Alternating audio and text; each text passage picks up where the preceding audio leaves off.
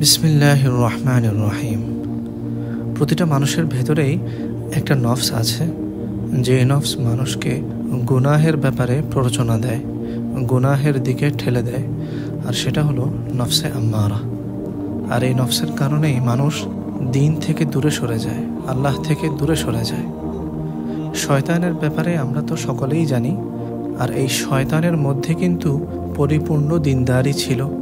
শুধুমাত্র নফসের ধোকায় এই শয়তান অভিশপ্ত হয়ে গিয়েছে, জান্নাত থেকে বিতাড়িত হয়েছে এবং চিরতরে জাহান্নামী হয়েছে।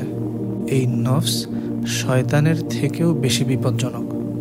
তাহলে চিন্তা করুন যে আমাদের দিন কতটা বিপদগ্রস্ত, আর এমন বিপদগ্রস্ত অবস্থায় আখিরাতের ব্যাপারে, কবরের ব্যাপারে, জীবনের ব্যাপারে উদাসীন হলে কি হবে বলেন? নফস সম্পর্কে আমি ইতিপূর্বেও আলোচনা করেছি, সেই আলোচনাগুলো শুনতে পারেন। মহান আল্লাহ তাআলা কুরআনে কারীমে ইরশাদ করেন, আফারাআইতা মান ইত্তাখাযা ইলাহাহু হাওয়াহু ওয়া আযাল্লাহু আল্লাহু আলা ইলম। আপনি কি তার প্রতি লক্ষ্য করেছেন যে তার খেয়াল খুশিকে নিজের উপাস্য হিসেবে স্থির করেছে, অর্থাৎ নিজের নফসকে, নিজের প্রবৃত্তিকে উপাস্য হিসেবে সে গ্রহণ করেছে, এবং আল্লাহ তাআলা জেনে শুনে ওই ব্যক্তিকে পথভ্রষ্ট করেছেন। সুতরাং বোঝা গেল যে নফসের গোলামি করা এটাও হলো শিরক। আল্লাহ তাআলা আমাদেরকে হেফাজত করুন। হযরত আদম আলাইহিস সালাতু ওয়াস সালামের ছেলে কাবিল তারই ভাই হাবিলকে হত্যা করেছিল শুধুমাত্র নফসের ধোকায় পড়ে। আল্লাহ তাআলা পবিত্র কোরআনে বলেছেন, ফাতাওয়াত লাহু নাফসুহু কাতলা আখিহি ফাকাতালাহ। আবার নফসের এই খারাপ প্রবণতা সম্পর্কে নবী ইউসুফ আলাইহিস সালাতু ওয়াস সালাম খুবই সুন্দর একটি কথা বলেছেন, ওয়ামা উবাররিউ নাফসি ইন্নান নাফসা লাআম্মারাতুম বিসসু। যে আমি আমার নফসকে নিষ্পাপ মনে করি না, নিঃসন্দেহে নফস তো মন্দ কাজের দিকেই প্ররোচিত করে। এটা কোথায় আছে? কোরআনে কারিমে আছে।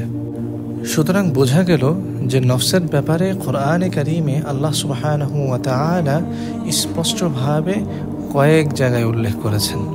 তার মানে বোঝা গেল যে শুধুমাত্র শয়তানের ব্যাপারে চিন্তা করলেই হবে না, শয়তানের ব্যাপারে সতর্ক থাকলেই হবে না, নফসের ব্যাপারে আরও বেশি সতর্ক থাকতে হবে।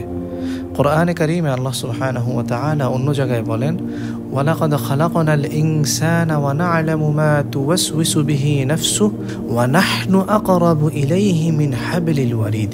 সুতরাং সফলতার জন্য জীবনে যদি কামিয়াব হতে চাই, আখিরাতের ব্যাপারে যদি আমরা সফল হতে চাই, সেই ক্ষেত্রে নফসকে নিয়ন্ত্রণ রাখার কোনো বিকল্প নেই। এই জন্য আকাবিরগণ বলতেন যে নফসের শাস্তি হলো সবসময় নফসের বিরোধিতা করা, কারণ নফস সবসময় খারাপের দিকেই আপনাকে ধাবিত করবে। দেখুন সূরা নাজিআতের শেষের দিকে আল্লাহ সুবহানাহু ওয়া তাআলা বলেন যে যেভাবে নফসের অনুসরণ থেকে দূরে থাকবে তার ঠিকানা হবে কি? জান্নাত।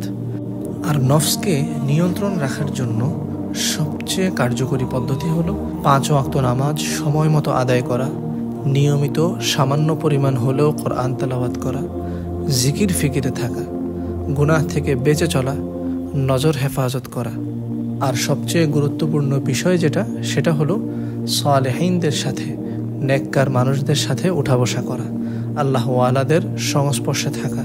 নেককার মানুষদের সাথে যত বেশি উঠা বসা করা যাবে, সালেহিনদের সাথে যত বেশি মিশা যাবে, তত বেশি গুনাহ থেকে পরহেজ থাকা সহজ হবে। বুঝতে পেরেছেন? আল্লাহ সুবহানাহু ওয়া তাআলা আমাদেরকে নফসের বিরোধিতা করার তৌফিক দান করুন, তার নেক বান্দা হিসেবে আমাদেরকে কবুল করুন। আমিন।